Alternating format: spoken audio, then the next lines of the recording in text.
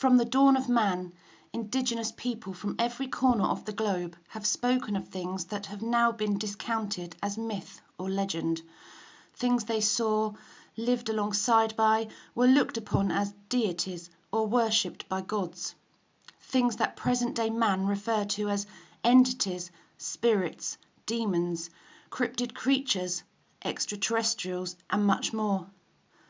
But sadly, modern man, science and society has discounted what our ancestors spoke of as legend and myths. But there are those of us that know what the ancient ones spoke of is the truth. Those of us who are obsessed with finding out the truth. This search for answers brings us into the world of the unknown and unexplained. It brings us on the trail, in search of living legends. Please join us tonight in another part of our journey to find these answers and bring the truth out into the light. Welcome and thank you for listening.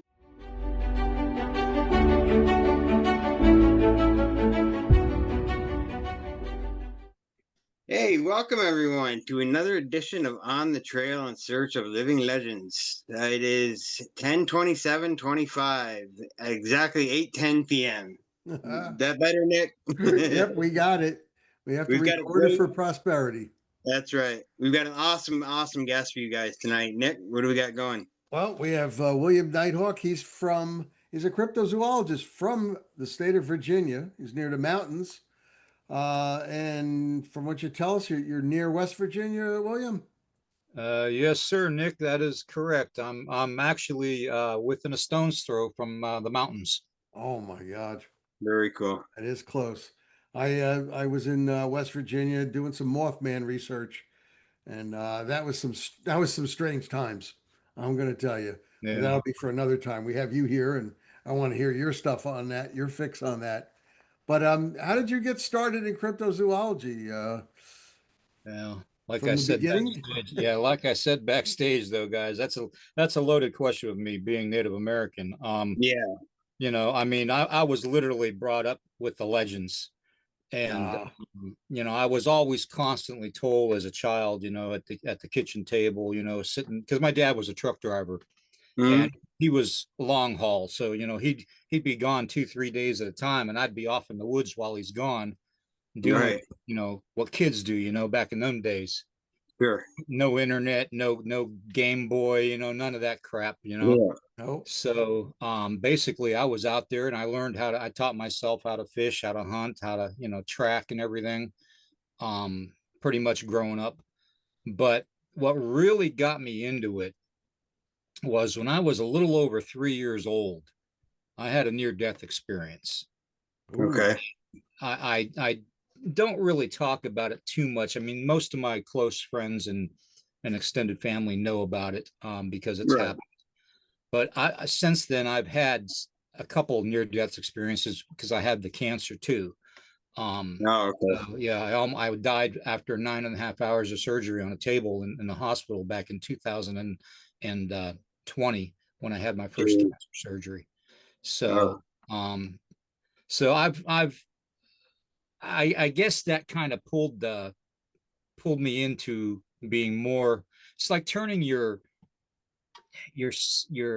self spiritually up from a 3 to a +10 on a dial, you know, whenever you have a near-death experience. And I've always kind of related it to my childhood when I had the first time, because what happened basically is we had this farmer that lived close by us, and my sister and I at that age, we went out and we were picking chestnuts off of his trees. And my father was also a part-time police officer, so he did a lot of the people around us didn't really appreciate him very much doing that, so they kind of took it out on us kids growing up. And I mean, we're talking, you know, like young adult teenage kids picking on 3 and 4 year old kids. Oh man. So, and what happened that day, it was a summer day, it was beautiful out, you know, things, you know, the birds were chirping, it was gorgeous out. Took a couple plastic bags with us, we went down picking chestnuts off this tree, and the next thing I know, I get hit from behind, and I'm laying on the ground and my sister's screaming, and she's like 5 years old. She's a couple years older than me. And she was screaming for them to stop. Well, here it was two teenagers that proceeded to basically kick me and punch me until I completely blacked out and died. Oh my God. A You know, 3-year-old? yeah. Oh Yeah, my I was God. barely over 3 years old. In fact, in the county that we lived in at the time, after that incident, my father didn't want that to ever happen again. So he basically took me, and I became the youngest person ever to study martial arts within that state. Very So, cool. and he took me, and I ended up getting, you know, my brown belt in kung fu and all that, and that's a whole nother story. But after that incident too, after, you know, I came to, and I remember when I died, you know, I heard my grandmother's voice. I couldn't see anything because it was pitch black. And I remember her saying, Billy, it's not your time right now. You need to go back. You need to go back. You have a lot you got to do. Well, next thing I remember, my mom was holding me and carrying me up to the house, and she was stopping my nose from bleeding and stuff with her. I forget what they call them, apron or whatever they call them Yeah. back in those days. And I knew my mom was gifted. Okay. My mom was Cherokee and Shawnee blood. Okay. Okay. And my father was Lakota blood.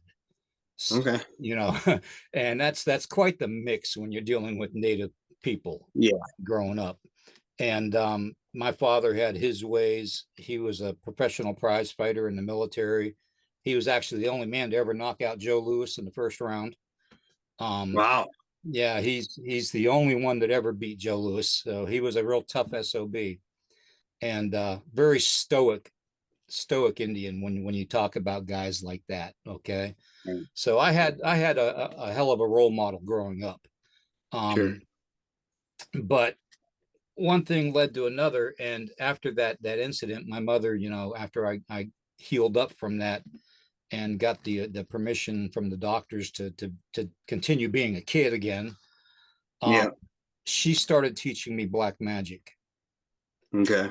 And I always knew she had a special gift. Okay, I always knew that she was doing more than just her motherly duties, to say, as far as raising children. But I never knew she delved into the Native American aspect of the dark arts. And Right. that kind of, she started teaching me stuff at that young age. And that just kind of escalated me up into the paranormal field, supernatural field. And eventually, when I was 10 years old with my first encounter with Bigfoot, I got into the cryptid field. And I'm 60 plus years old right now. So that tells you how long I've been in it. Yeah. Yeah. What can you get into that first sighting, if you don't mind, a little bit? Yeah. I was about 10 years old. And at that time we didn't have much to do except ride dirt bikes and go out and hunt and fish. You know, I mean, them days we just didn't have things to do inside a house, and you wouldn't catch me inside a house anyways. Right. So we took our motorcycles out, and they're, you know, a little 125, you know, YZ 125, little Yamaha, you know, tooling around in the fields and stuff out there along the tree lines. And we went to this one field. We called it the Big Woods, and we went through the paths and stuff. And I always had this overwhelming feeling that something was watching us. Every time we went into that certain part of the wood line, I always felt like we were being watched. I don't know why, but now I do. And anyways, it's me and two other buddies, and they're probably 2 years older than me. They're probably 12 or 13 at the time. But we take our dirt bikes out, and we're running around this edge of the field. And where we came into the field at, it was like a 4 foot wide, like almost like an ATV path. Okay. Yep. So, and it ran straight down the tree line and separated, you know, like a 20-foot section of tree line from the rest of the forest. And as I'm coming around the squareness of the field, and the grass in the center of the field was taller than we were. So, I mean, anything could hide in there. So as far as we know, there could have been anything in there. but came around the last time after going around 3 or 4 times, and something told me to look down where we came in at. So I went to park my motorcycle and put the kickstand down, reached down and turned the fuel line off, and I looked down into the opening we came out of, and the only thing I can describe it is as something big and hairy was standing there with its arms up into the tree line and the tree branches above. Okay. Right. There's black walnut trees, there's oak trees, there's pine trees all over the place. So the woods were very thick. Okay. And it was Right. full blown season right after spring. So everything was full leaves. I couldn't really make out what it was reaching for. All I could make out that it was a little black shape that Right. was up in a tree, like the size of a black bear cub. And Okay. anyways, I watched it and I couldn't believe it. And I looked over at my buddies, and they were just, their jaws were dropped open and they were just staring at the thing. And I looked at them. I said, my father said never to look at it, never to stare at it. That's Right. we have Native people, we don't do. We don't make direct eye contact out of respect. We look down at the ground. So I started to look down at the ground, but I glanced up enough in time to see it grab whatever it was out of the tree and put it onto its shoulder to where it climbed onto the back. Okay. Oh, and wow. it turned. And as it turned towards us. And at this time, I'm just fixated because I'm 10 years old, going on 11, seeing this thing. And it stopped, like as it turned a little bit, just for a split second, looked at us, and then it turned completely and walked into the remainder of the wood line and disappeared. Now, that was the first time I'd ever, I mean, I always heard the noises growing up, the whoops, the howls, the tree knocks that everybody says that happen. Even occasionally certain smells, you know, you would encounter those things growing up, Right. just the way it was. And around our property, we had swamps, we had forested areas, we had higher ground areas, kind of like rolling hills, not mountains. Right. And then we also had a mountain range to the east of us. So it was pretty good, thick area. After that, though, I didn't think anything of it. I went back and I told my dad what I had seen and what they had seen. And when he got back from driving truck one night, and he sat at the kitchen table with me, and it was like midnight. And that's when he broke down and he told me, he said, listen, son, he goes, what you experienced was a forest person. He said, they are literally, through our history, through the Lakota tradition and through your mother's tradition, they are literally a missing original tribe. Okay. You know, when you're a kid, you don't really think like that. Okay. Right. So I was just thinking it was some undiscovered wild animal, you know? Right. But it was more than that. And over time, he proceeded to teach me and tell me, you know, what was going on with them and how to react and what to do to interact with them and not get them angry and all that, which I wished he would have taught me a little sooner, because my next experience I had with them was literally riding my dirt bike again, but it was about 3 miles away from that location. Same connected tree line and forest and stuff. But there was a small stream, about a 35, 40 foot wide stream that ran through the woods. And me and a buddy were driving, you know, our dirt bikes again around this gravel pit, and it went into the wood line and circled around along the edge of the stream and came back into the gravel pit area. And I did that a couple times. And on the last time I went through, this branch came and hit the front spokes of my dirt bike, and I flipped their dirt bike over, and I had it land on me, and I was laying there and I was pushing the motorcycle off of me as the exhaust was burning my leg. I still got the burn on my calf muscle too, by the way. But I pushed the motorcycle off of me, and as I pushed it off of me, I looked at a tree not more than 20 feet away from me, and there stood the biggest, I don't even know how to describe it. The only way I could describe it to my good friend who's on ECBRO with me was picture, this is going to sound crazy, guys. Picture the Incredible Hulk. Yeah. With fine hair. Okay. Okay, and I'm not talking. Yeah, he had longer hair on parts of his arms and stuff, like along his elbows and all that. But it was like he was just standing there, peeking out behind this big ass tree, looking at me. And I kind of, being a kid, you know, you don't really think of it at first. I didn't think of it until afterwards.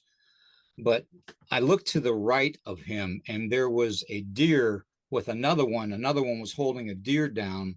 Okay. Oh, wow. And basically, it was the same one that I had saw previously that other week. Okay. Right. And I don't know if it was juvenile or not, but it was not. It definitely wasn't as big as this guy. Okay. Right. In fact, I had David Lester, a very good brother of mine. Him and his wife are on ECBRO with me, and he did a 3D remedy of the visual that I saw of the big one. I'm going to show that to you guys real quick here. Let me grab it. Okay, sounds good. And you're not going to believe this. Okay, this is what I saw. Can you bring it this way a little bit? Yep, perfect. Oh, wow. That is massive. So he was pretty put together, huh? Yeah, he was huge. And this literally looks exactly like what I saw. Wow. And that's impressive. It was standing there, and it I don't know if it knew I was just a dumb kid or not. Yeah. But I think what happened is the loudness of the dirt bikes interrupted their hunt. I think they were hunting deer. Okay. Yeah. And here comes two little kids, you know, riding dirt bikes, you know, in their area, in their living room. And I guess it just kind of ticked them off. And he threw the branch at my motorcycle. Yeah. And, keep it quiet, sort of, right? Yeah. You know, just telling me, you know, hey, you know, I know you don't know any better. You're a stupid kid, but, you know, this is my house, you know? William, let me ask you a question. Knowing what you know today, that figure, that creature, you would consider that to be a Bigfoot, Sasquatch? Yes. That's what you call the forest people then? Yes. All right. That is what I would call the forest people. But here's the difference, okay? My father, over the years, after talking to me and stuff and enlightening me on it, he always told me that there was 4 distinctive types. Yeah. Now, I've said this 100, if not 1,000 times on other podcasts too, by the way, but you have the big ones coming down from Alaska, okay, in the Yukon area, Nahanni Valley, that are known in that area, that, you know, are said to be over 10 feet tall, and every bit of, you know, 1,600 pounds. Right. You know, that are literally, you know, they can be aggressive, but they tend to stay away from humans for the most part. Mm-hmm. And then he said, you have the smaller ones that came up from South America. And he said, those ones are the ones that inhabit all the coastlines of the swamp areas, all the way from Texas on into Florida. All right. And, you know, Alabama, Mississippi, all the swamps along that whole region. Okay. So then he goes, then you've got the ones that we call our extended family. And he said, these ones, they get to be about 9-10 feet tall maximum. He says they're very family oriented, very protective, which obviously I found out. Yeah. And he said, but they don't really want to harm humans. He said, these are the ones that we used to trade with back in the old days. And I said, what do you mean trade with? And he goes, well, there was a time when they used to come down to us and we would have a meeting place. And he said the old elders used to tell us as kids that they would take and they would trade beads with them and certain, pelts and stuff with them, for clothing or whatnot, or for their children to stay warm in the winter, Yep. that kind of stuff. And they would in turn give us feathers, and certain things that they would have for us in trade. And he Sure. said it went like that for the longest time. He said, even in fact, a lot of the elders used to tell us stories that their elders told them that they actually used to be able to communicate with them. That they Wow. that they actually were able to speak with them in some way, shape, or form, whether it was sign language or whatnot. And we, as Native people, we do have sign language, okay? Right. And it's something that we don't use a lot of nowadays. But even the word, when we say the greeting, how kola, that means hello, friend. Right. He said they understood that. Wow.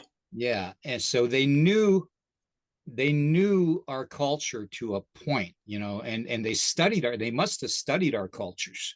Lots of, yeah.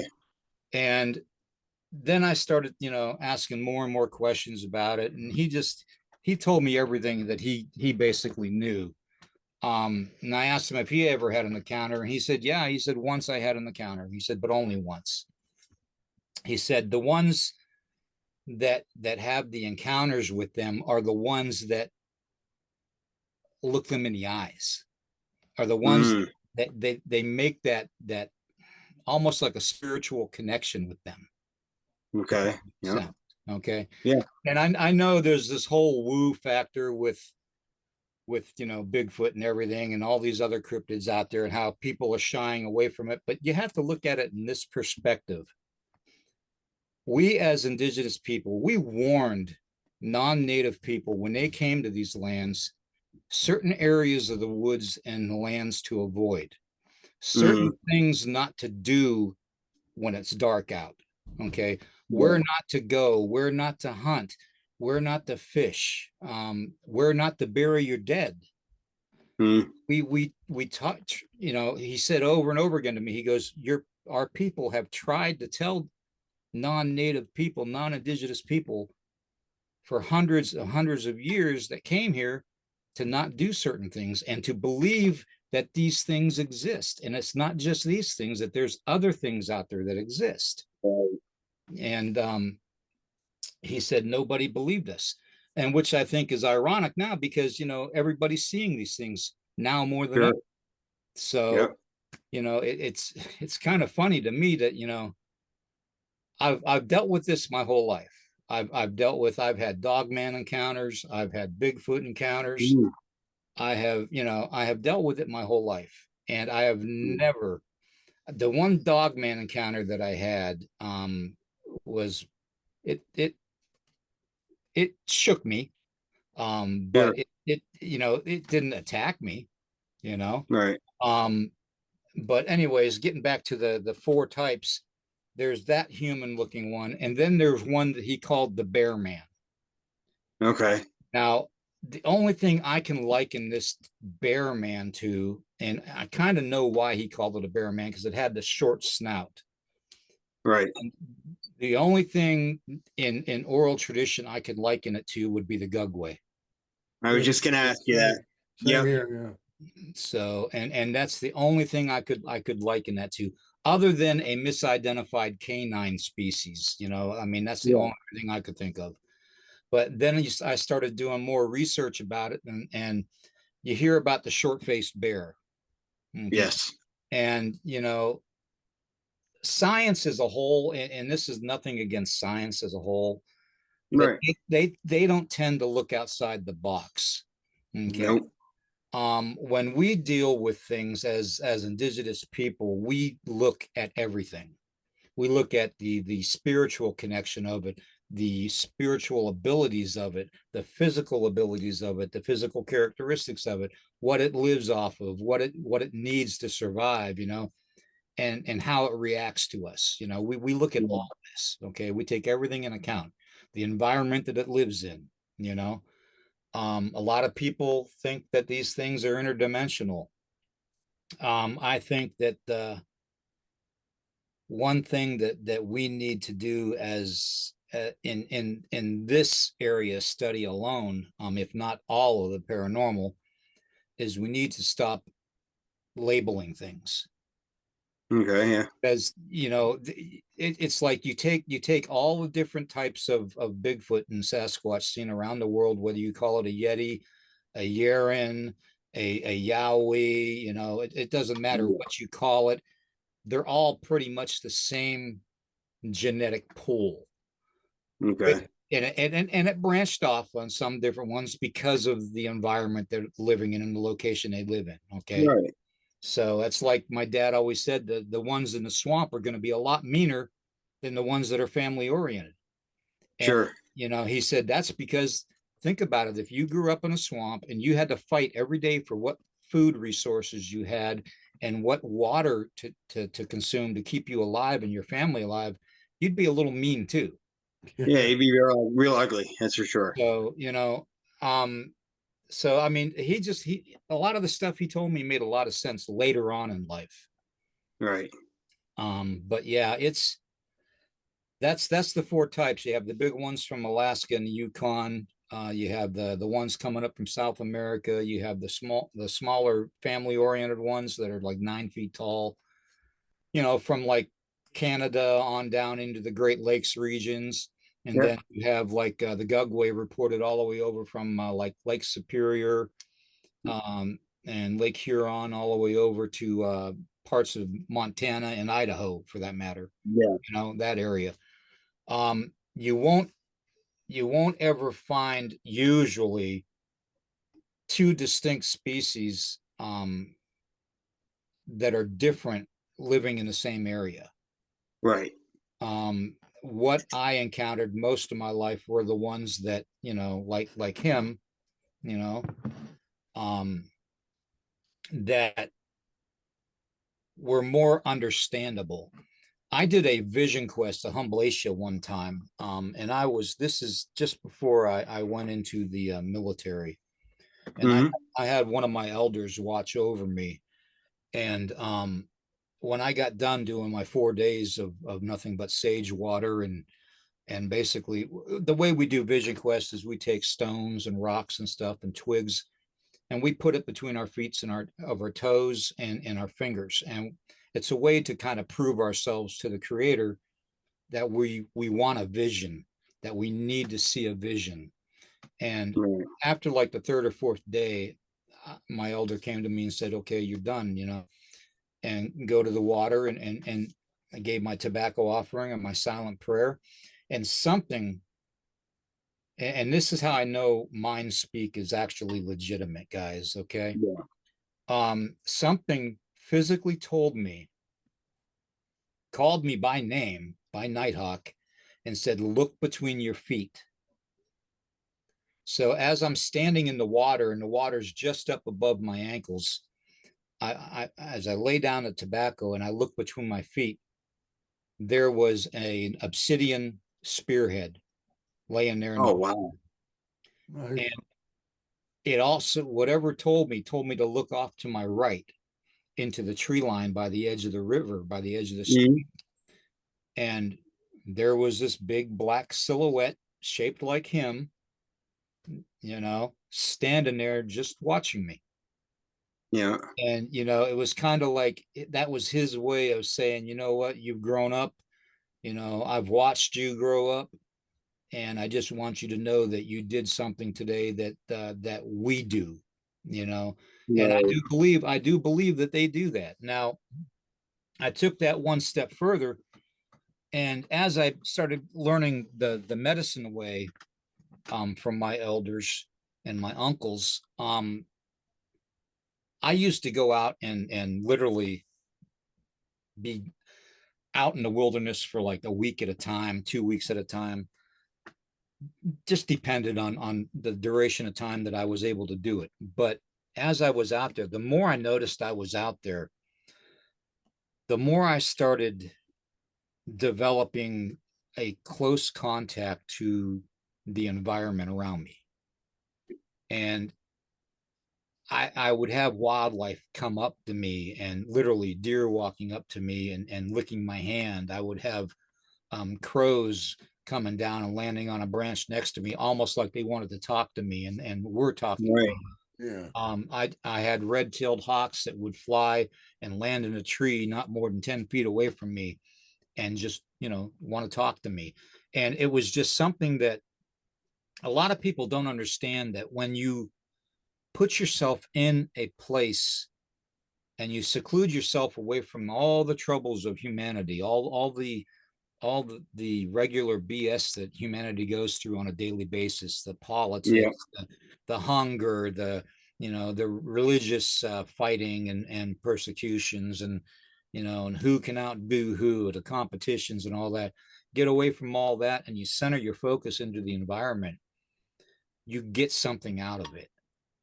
And very dear friend of mine on Facebook just started a no AI group for his Bigfoot group, Dana.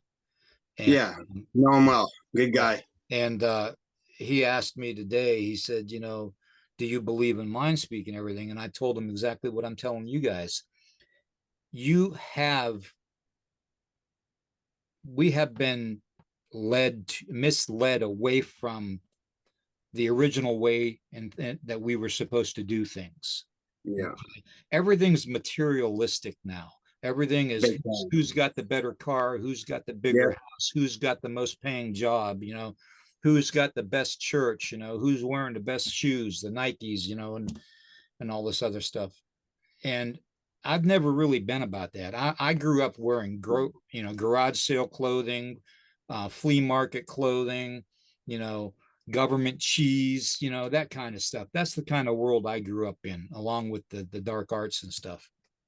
So I wasn't used to all that, and I never will be.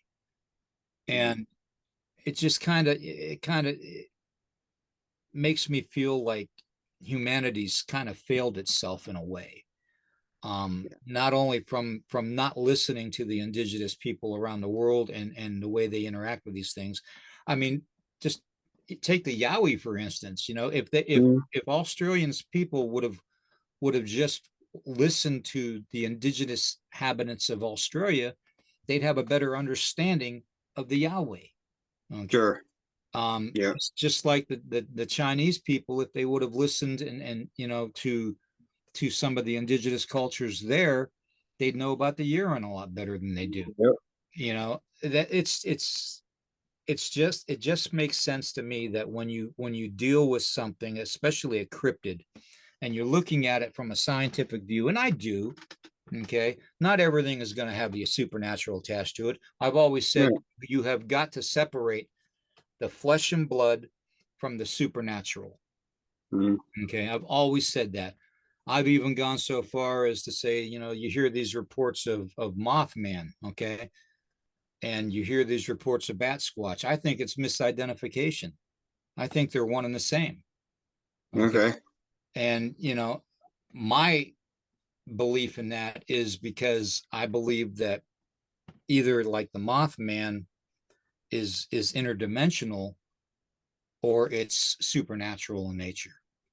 Right. And a lot of the bad encounters that you have with people when they deal with Bigfoot or Sasquatch, whatever you want to call them, a lot of the bad encounters always say he had red glowing eyes.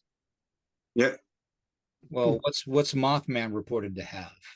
Red eyes. Okay, so it's and I'm not saying that that's fact. I'm just telling you from my own personal experiences and my own education and dealing with these things, that we literally need to separate the flesh and blood from the supernatural attachments, okay, right.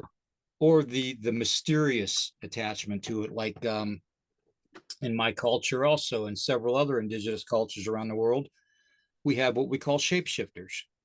Yep. And could these red-eyed ones actually be shapeshifters? Possibility. It's a very real possibility. And shapeshifters are more than just the skinwalkers, okay? Which I have done the skinwalker ceremony, by the way, several times. I have, Oh, wow. when I was 13 years old, I literally saw three, they called themselves the Three Sisters. And I literally remember being 13 years old, standing there and seeing them assume a canine type of an identity. Oh, wow. That makes sense. Okay. I can't disclose a lot of the ceremony, Sure. but because I don't want it coming back on me. But Right. this is one of the pelts that I used during the ceremony. I still have everything, including my eagle feathers and stuff. Yep. And you know, it's stuff that a lot of people don't want to believe it, that it can happen. Okay. Right. Exactly. But when you, it's just like when the paranormal field talks about demonic possession. Okay. Mhm. It's the same principle. It's the same principle. You know, everybody's out looking for the Wendigo. Well, they're not. Right. They're not going to find a Wendigo.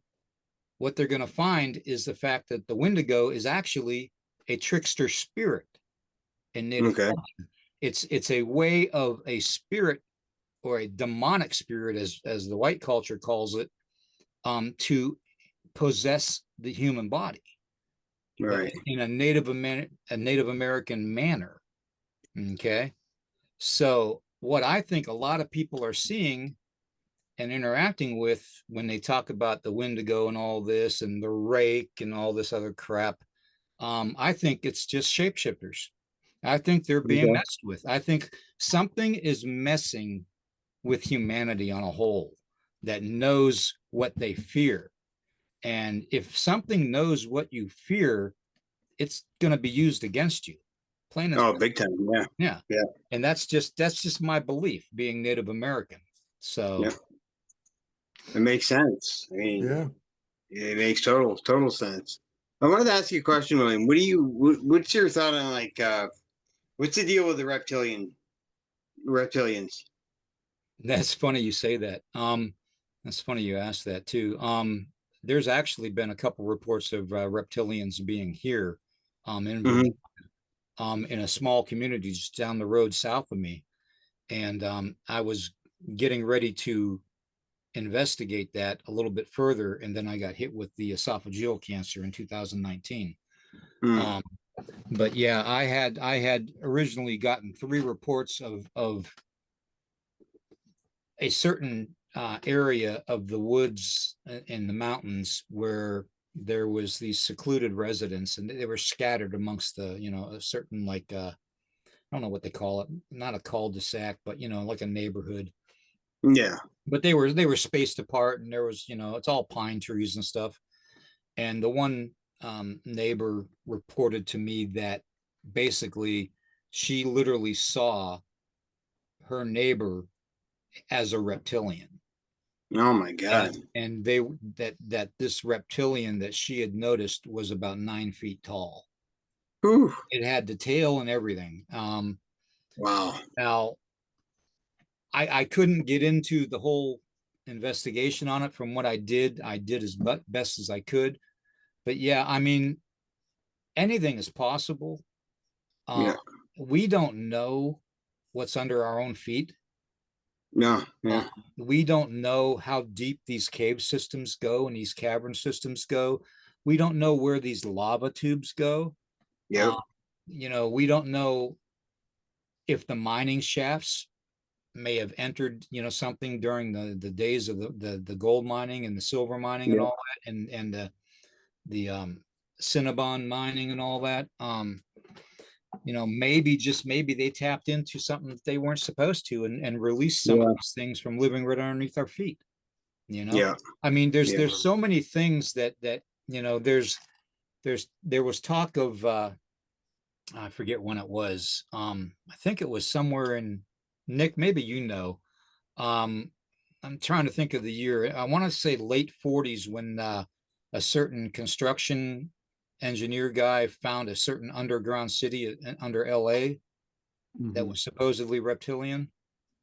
I've heard this story, but I don't know it in detail. Yeah. Yeah. So, you know, I mean, there's always a question of are reptilians real? Um, Right.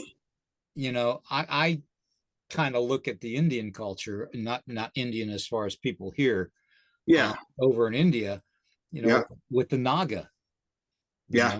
know, and the Naga were said to be shapeshifters. Shapeshifters. Yeah. So, I mean, you know, you got that correlation too to it. So, you know, Yeah. are they the same thing?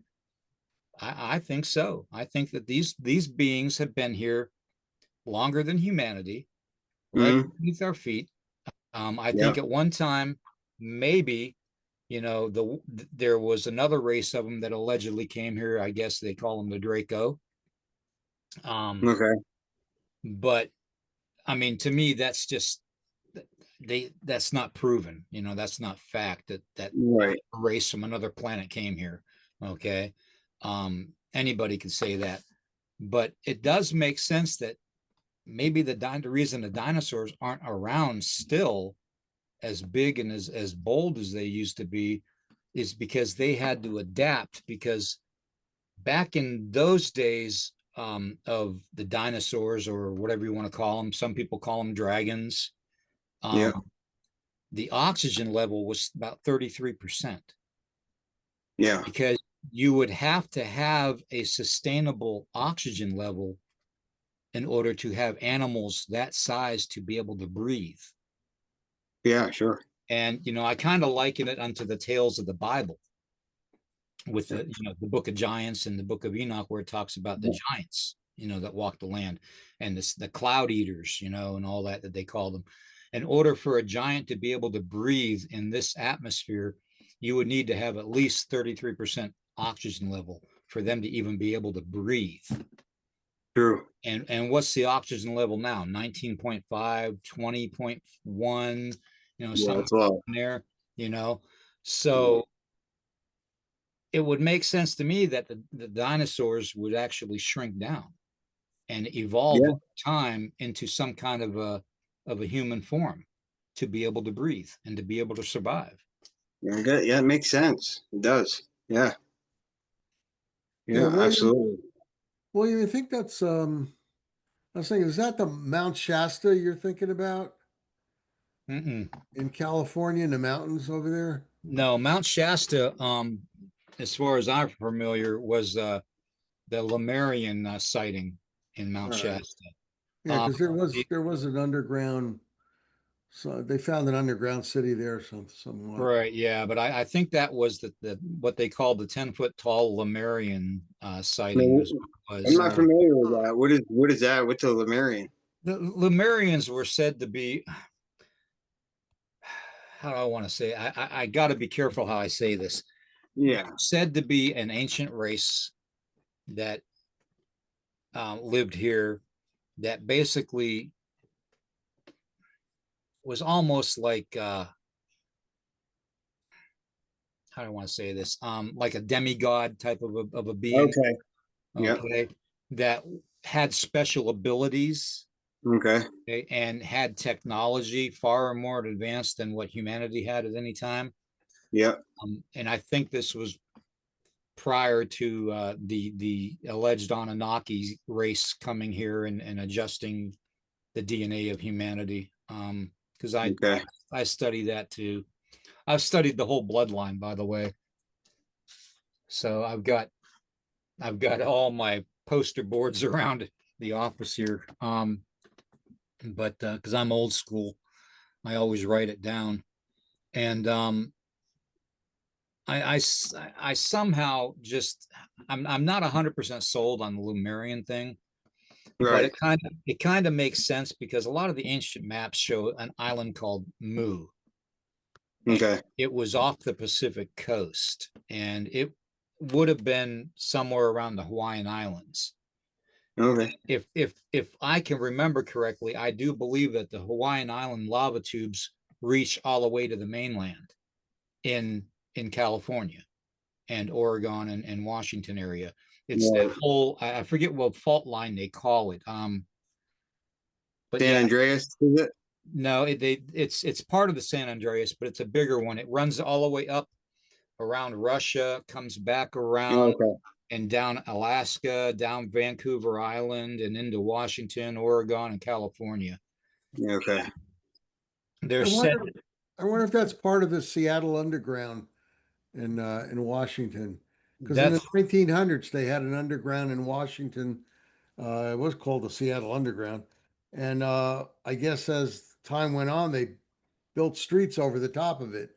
But that Mhm. was early 19th century. right. That's the Yeah, same. there's Maybe it has to do with the tubes. As yeah, you said, it did stretch all the way out.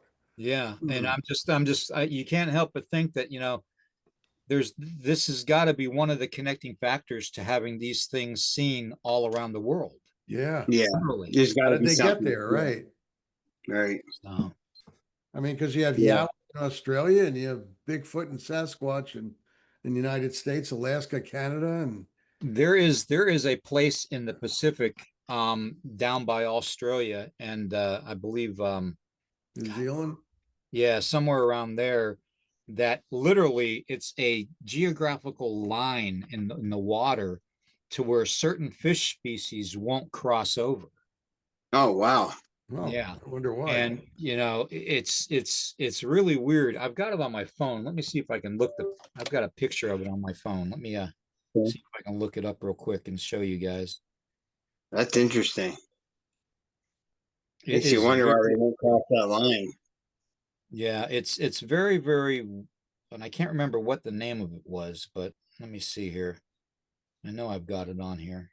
I hope I didn't erase it. Oh man. Come on. Where is it?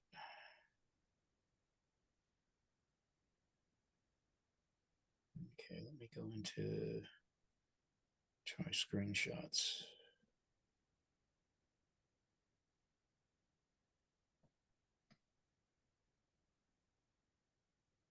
Yeah, because I just got done doing a video on missing people and the lava tubes and the underground caverns and cave systems and all that being Yeah.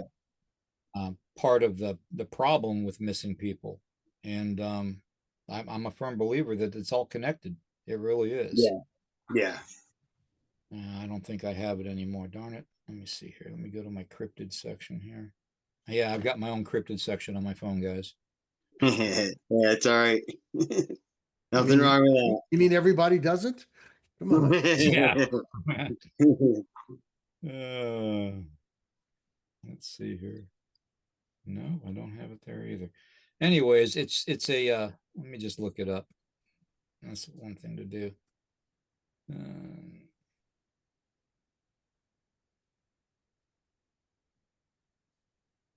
Line in Pacific.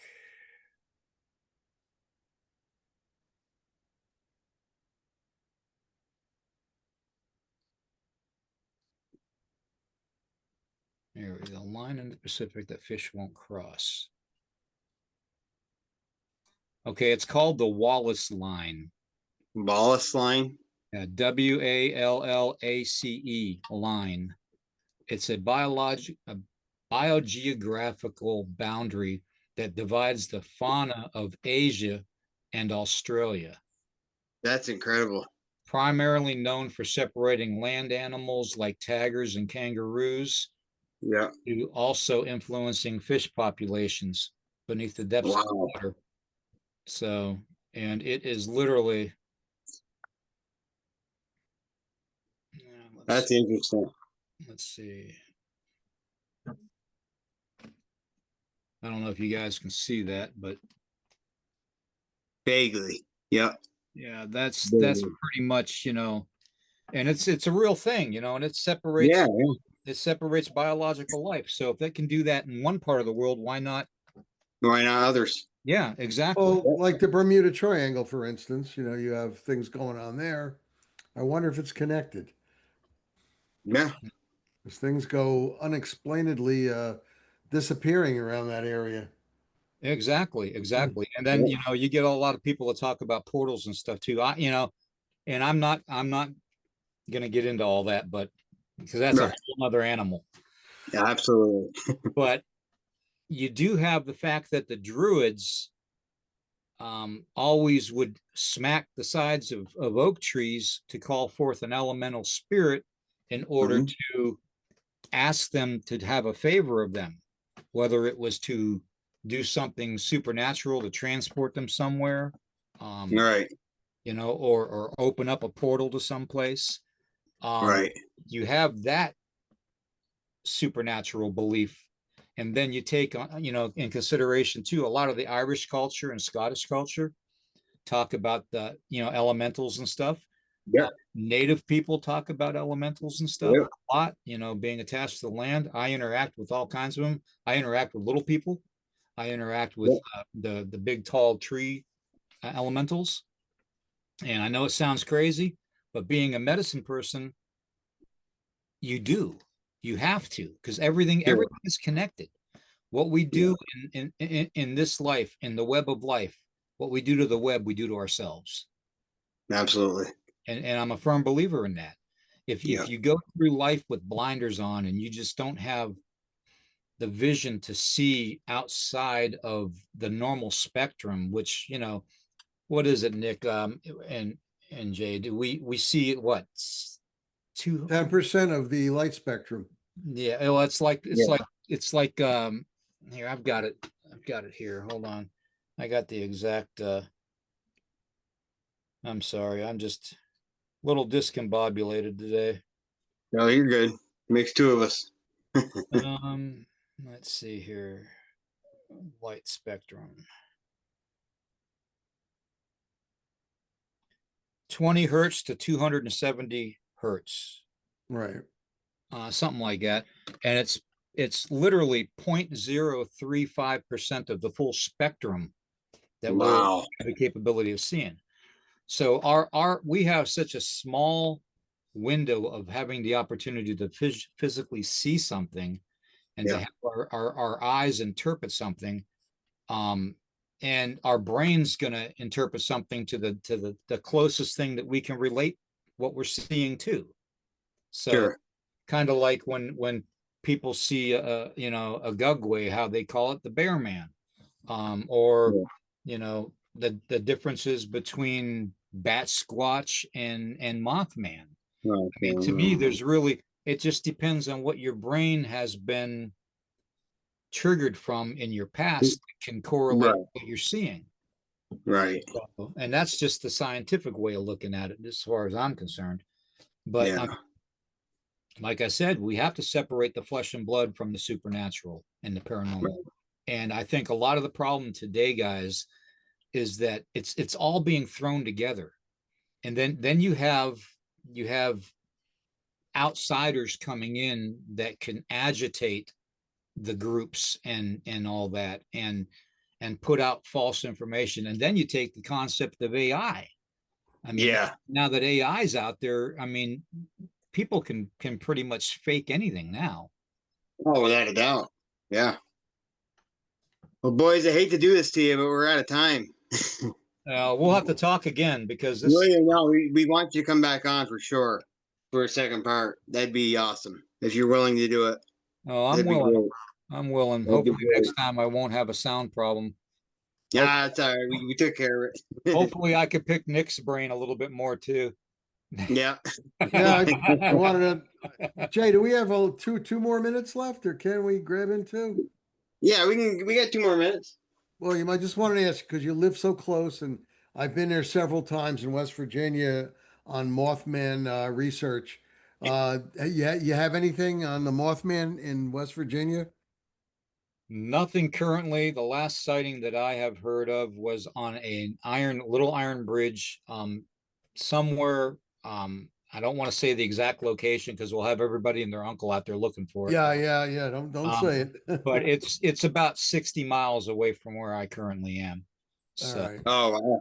Yeah, and that was about a year ago. It was reported.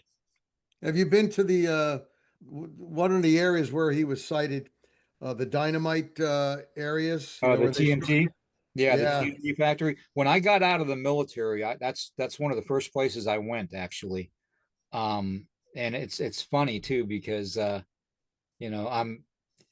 never really thought about pursuing you know, following the Mothman and investigating Right. it and stuff. I've got a very dear friend of mine, Dave Spinks, who's involved in a lot of that. And Okay, yeah. he's a very nice guy. You guys should have him on. He's a really incredible guy. Yeah, we'd love to. But yeah, he's also had Bigfoot encounters too in West. He grew up in West Virginia. In West Okay. Virginia. Yeah. He's one of my extended family, and he Right. would not steer you wrong. So Awesome. but yeah, there's just so much information out there that is missing on the Mothman. I believe like a lot of the investigators do, I believe that it's more of a supernatural connection than it is a flesh and blood. Right. Mhm. And when I group it in supernatural, I mean it could even be interdimensional, because that's Right. basically supernatural to us. Supernatural. So Yeah. When I was out there, William, I couldn't even get near the dynamite areas, you know, where they did the storage. mhm. They had people patrolling the area, guards. They wouldn't let you near it. They had two different fences. You couldn't go past that first fence line. And I was searching the area. I did find a group of owls at nighttime, and boy, did it look scary, you know, because you know the big eyes and they're shining. Well, And then just that just reminds the, me of the rebobs too in California. yeah, Mhm. and just like around daybreak, I bumped into two sandhill cranes. Mhm. And I'm going to tell you, those things can be pretty tall. Yeah. They can And get they've what, got 5, those- 6 feet? And they've got the red around the eyes and everything. Yeah. And it's like, wow, look at this. But in the dark, they looked puffier than they really were. And then as the sun came up, you know, I could tell that they were sandhill cranes. And it's funny Well, that they follow the ley lines straight up, you know, up to Michigan when Mhm. they're Yeah. you know, at a certain Migrating, time yeah. of the year. Yep. And they get a lot of reports, Chicago O'Hare Airport, of seeing the Mothman. So gee, I'm wondering, I don't know, I think a lot of it, Nick, is like I said, is misidentification. misidentification. Yeah, Yeah. I really Yeah. do. There is something to it. But I just don't think we're gonna have the capability in our lifetime to figure it out. Oh darn. Probably not. No. I'll never No. stop trying though. Yeah, well, I know, No. I know. It's I'm a there lot with of you, fun. brother. I'm there with you, brother. I'm there with you, Oh 100% yeah. the way. So as long as I have a breath in my lungs, I'm gonna be investigating this stuff and researching it as best as I can. So Well, Absolutely.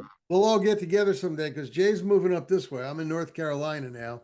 okay. Jay's coming down. We're gonna go because Virginia's pretty close to me.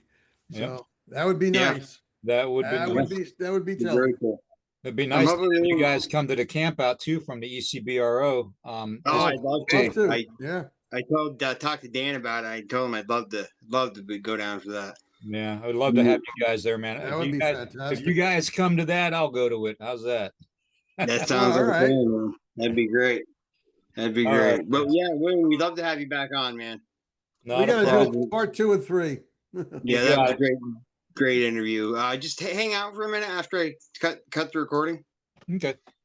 All right, guys. So I hope you enjoyed the episode tonight. I know Nick and I did, and Sure we had a did. great time talking to William. And we're gonna have him back on at some point, and we will see you again next week. Everyone, God bless. Everyone, be good to each other, and everyone have a good night. Thanks, William.